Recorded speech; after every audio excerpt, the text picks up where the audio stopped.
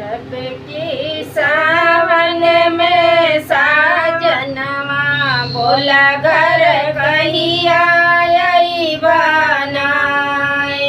अब की सावन में साजनवा बोला घर कहिया बनाए। अब के सावन में साजनवा बोला घर कहिया बना।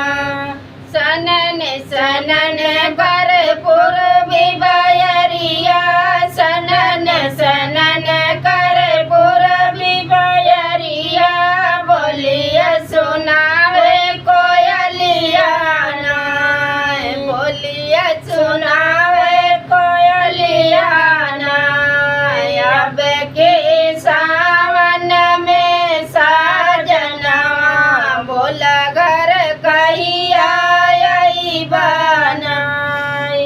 अब की सावन में साजनवा बोला घर कहिया बनाई। हरियर भैले खेत खरिहनवा हरियर भैले खेत खरिहनवा बोलिया सुनावे कोयलिया नाय। हरियर भैले खेत खरिहनवा बोलिया सुनावे कोयलिया नाय।